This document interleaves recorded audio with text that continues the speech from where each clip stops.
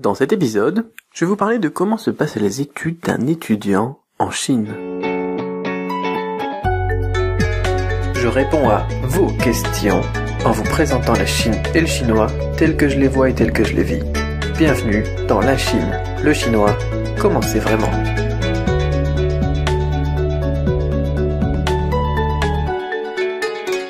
Bonjour, c'est Cédric Beau et bienvenue dans l'épisode 43 de la Chine, le chinois, comment c'est vraiment, hashtag LCLCCCV. Alors les études d'un étudiant en Chine, c'est, on va dire, très différent. Très différent, peut-être même pas d'ailleurs dans les contenus de ce qui est enseigné, mais surtout dans la façon dont c'est vécu par les élèves, donc par rapport à l'Occident et notamment bien la France. Alors question qui m'est posée par Alex qui me dit: bonjour Cédric, je viens de ressortir d'une période d'examen et cette question m'est venue. Comment se passent les études d'un étudiant de la maternelle jusqu'à l'université en Chine? Les systèmes éducatifs sont-ils les mêmes qu'en France? Je pense que ce serait intéressant de développer cette question. PS, ça fait vraiment plaisir de réécouter vos podcasts. Merci. Donc pour ce petit PS, alors on a pas mal de choses donc là-dedans. Donc on va travailler ça par, on va parler donc chronologiquement parlant. Voilà, chronologiquement. Eh bien en maternelle, comment ça se passe? Alors il faut savoir déjà qu'on a des grosses classes dans les écoles en Chine. Donc ça déjà ça va changer le vécu des enfants. On est souvent donc dans des classes par exemple de 40-50 élèves dès la maternelle. Et donc pour un petit, eh bien c'est tout de suite différent, on va dire, le vécu par rapport à ce qu'on pourrait avoir en France, le rapport avec le professeur, le rapport avec l'autre camarade, etc. C'est un peu plus, bon voilà, chacun dans son coin, chacun pour sa peau, et puis on joue des coudes, quoi, voilà, tout simplement. Après, au niveau du contenu de l'enseignement, on a beaucoup de choses qui sont similaires: apprendre à découper, apprendre à colorier, apprendre à, etc., etc. Mais on a aussi une grosse différence quand même, c'est on va dire, tout ce qui est règles, voilà, des règles. Il y a beaucoup de règles, je trouve. Donc moi j'ai eu l'occasion de mettre mon fils notamment en maternelle en Chine, maternelle chinoise en Chine et maternelle française en France. Donc je peux faire des comparaisons comme ça facilement. Et je me rends compte effectivement qu'en Chine c'est bon voilà, on doit faire la gymnastique tous ensemble, on s'aligne, on se met en rang, on suit la ligne jaune qui est tracée par terre, et etc. Donc c'est vraiment on est très conditionné, j'ai envie de dire, il n'y a pas vraiment de place pour la créativité, voilà, dans l'ensemble. Pas juste pour ce qu'on appelle Zuozhao, c'est-à-dire faire le sport, la gymnastique, mais pour tout, et voilà, il n'y a pas beaucoup de place qui est laissée à la créativité. Et on pourrait pas d'ailleurs laisser de la place à la créativité avec autant d'enfants. On peut pas les laisser faire un petit peu tout ce qu'ils veulent parce qu'ils sont trop nombreux dans la classe. Donc ça se comprend, ça s'explique aussi culturellement parlant, bien évidemment, parce que, et peut-être même politiquement parlant d'ailleurs, parce qu'en Chine, effectivement, on a un paquet de personnes, notamment dans les villes. Moi, c'est une ville, on va dire, de second plan en Chine. Donc Guiyang, qui est une ville qui fait quand même 2 fois la taille de Paris à peu près, je suppose, en population au moins, parce qu'on est à 4 millions d'habitants, et je crois que Paris intramuros on est à 2 millions d'habitants. On a 4 ou 4,5 millions d'habitants dans une région de 45 millions d'habitants. C'est presque un pays, quoi. Enfin, pour nous, ça serait un pays. Je crois qu'on est 66 millions en France, donc on n'est pas si loin pour une superficie à peu près équivalente. Donc effectivement, avec le monde qu'il y a, et peut-être un manque de professeurs ou un manque de moyens pour faire plus d'écoles, mais peut-être qu'ils ont même pas envie de faire plus d'écoles et que ça marche très bien comme ça pour eux. C'est comme ça que ça se passe, voilà. Donc plus de monde, plus de règles et moins de créativité. Voilà, ça fait un point, c'est pas un préjugé, j'ai envie de dire, c'est mon vécu. Après on en fait ce qu'on veut, mais puisqu'on me pose la question et que moi j'ai le vécu, donc là c'est ce que j'en pense notamment. Ça a des avantages, ça a des inconvénients. Moi j'aurais tendance à trouver qu'il y a plus d'inconvénients que d'avantages si jamais il y a des parents, donc des couples franco-chinois notamment, qui écoutent ces podcasts. Ensuite, qu'est-ce qu'on pourrait dire encore? Ouais. J'essaye de pas rajouter des préjugés, c'est pour ça que je jauge un petit peu ce que je vais partager avec vous, et puis mon vécu positif ou négatif, pour pas que ça rajoute justement des clichés. Donc on va dire ensuite on avance, on va faire le call vers le primaire. Donc là ça se déroule à peu près de la même manière. Primaire, ce que j'ai noté, c'est notamment la présence des uniformes. En maternelle, il n'y avait pas d'uniforme, mais en primaire, il y avait des uniformes pour les élèves.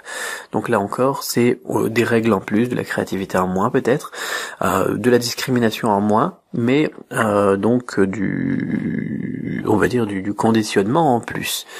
Donc là aussi encore des avantages, des inconvénients, mais une grosse différence encore avec ce que l'on a en France de nos jours. Ensuite, on arrive au collège-lycée. Alors là, par contre, ça devient la guerre. Déjà dès le primaire, ça devient un petit peu la guerre. Pourquoi ? Parce que tout est basé sur des systèmes de concours. Il faut savoir que le système de concours fonctionnaires, concours grandes écoles, concours etc. qu'on a en France, c'est, je me demande si on les a pas copiés du modèle chinois. La Chine, c'est le pays des concours, voilà, et des classements. Si vous réussissez bien votre primaire, vous irez dans un bon collège. Si vous réussissez bien votre collège, vous irez dans un bon lycée. Si vous réussissez bien votre lycée, vous irez dans une bonne université. Si vous réussissez bien votre université, vous aurez un bon boulot. Voilà. Et donc, à chaque étape, si on rate une étape, on est foutu. Par exemple, j'ai bien réussi mon primaire, je suis dans un bon collège, j'ai bien réussi mon collège, je suis dans un bon lycée, j'ai raté mon lycée, j'ai raté du coup une bonne université. Tout simplement. Ou si dès le début j'ai raté mon primaire, alors j'ai tout raté ma vie. Voilà, tout simplement. Ou bien si j'ai raté à la fin mon université, encore là c'est pas trop gênant. Si on était dans une bonne université au départ, ça reste positif. Voilà. Donc on se rend compte que il est pas vraiment possible, une fois qu'on a raté, on va dire, de redoubler et de réessayer et de se battre pour réavoir une bonne université, etc. Non. Si on rate une classe dans un des systèmes, donc collège, lycée, université, on rate tout. Donc il y a la pression, il y a une pression énorme, et d'ailleurs beaucoup de suicides, notamment au niveau des périodes de bac, à cause de ces classements, à cause de ces concours. En Chine, ça je trouve que c'est dur, c'est vraiment dur à vivre pour les élèves chinois. Donc le système éducatif et la façon d'enseigner, on va prendre à peu près les mêmes choses qu'en France, mais par contre, le boulot qui va être mis, la pression qui est mise aussi par les enfants, et en plus surtout quand c'est des enfants uniques, c'est tout ou rien, quoi, j'ai envie de dire, pour les parents. Donc les parents, ils mettent aussi la pression, ils réfléchissent pas peut-être un petit peu à ce que ça peut générer, on va dire, comme problème chez l'enfant. Après, ça fait aussi des avantages, bien évidemment, d'avoir des enfants qui se battent. C'est bien aussi, mais il faudrait peut-être un juste milieu, un compromis. Donc voilà, collège-lycée, on arrive dans cette logique vraiment très forte de se battre, voilà, de concours, de classement. Il faut être le meilleur de sa classe chaque année pour pouvoir au final avoir un bon boulot. Et dès le début, dès qu'ils sont au collège, les enfants, ils le savent que tout se joue dès maintenant. Voilà. En France, on se dirait j'ai raté ma troisième, quoi. J'ai raté ma seconde, j'ai redoublé, puis voilà, quoi. Au final, ça m'a pas forcément empêché de je sais pas moi, de trouver un bon boulot plus tard. En Chine, c'est beaucoup plus handicapant. Il y a une concurrence énorme, et encore une fois, ça peut s'expliquer encore par la démographie, ça peut encore se comprendre aussi par la politique, par la culture, par etc. etc. Donc voilà un petit peu comment ça se passe. Donc je vous ai dit, pour les contenus c'est à peu près la même chose, pour les années c'est aussi à peu près la même chose, c'est-à-dire je crois que c'est 3 ans de collège et 4 ans de lycée, ou 3 ans de collège, 3 ans de lycée, et ensuite ou quelque chose comme ça. Enfin bon, au final on s'y retrouve, c'est à peu près, à un an près, on va dire à peu près la même chose qu'en France. Donc pour le primaire, collège, lycée, et pour les contenus qui sont enseignés, on retiendra vraiment, et ça c'est vraiment le point le plus essentiel, par contre, que le rapport au travail, aux devoirs, aux examens n'est pas du tout le même que celui en France. Voilà. En France, j'ai vu beaucoup, moi, dans mon vécu d'élèves, et j'ai été prof aussi, j'ai été élève puis prof, j'ai vu beaucoup d'élèves qui se disaient, il me faut la moyenne, quoi. En Chine, il faut pas la moyenne, il faut être le meilleur. Et ça change tout. J'ai envie de dire, ça change tout. Et j'espère que ça va évoluer. Après, encore une fois, ça a des avantages et des inconvénients. Donc, je peux pas dire qu'il faudrait que ça soit comme en France, parce que, peut-être que la France n'est pas d'ailleurs un modèle, mais il faudra un compromis, un juste milieu, encore une fois, je le dis, voilà.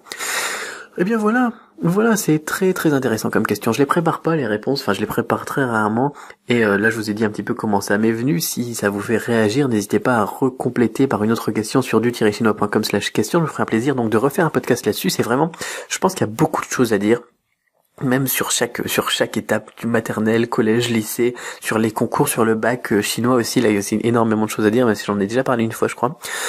C'est un truc c'est super intéressant, voilà, tout simplement. Et au niveau de l'apprentissage aussi, je voulais aussi dire que justement, quand on se base surtout sur les concours, sur la réussite de concours et des examens, un petit peu comme ce qu'on a aux examens de fonctionnaires en France ou des concours comme ça, on a beaucoup aussi de par cœur qui se fait par les élèves, contrairement et ça s'explique encore et ça se comprend aussi avec le manque de créativité qui est demandé par les élèves.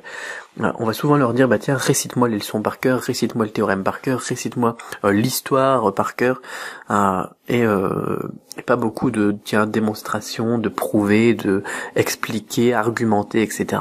Beaucoup ils vont avoir tendance, par exemple, pour réussir des concours sans problème, les élèves chinois, à apprendre 10 livres ou tout leur manuel de toute l'année par cœur. Tout simplement, ils peuvent vous réciter page par cœur, c'est un truc de fou.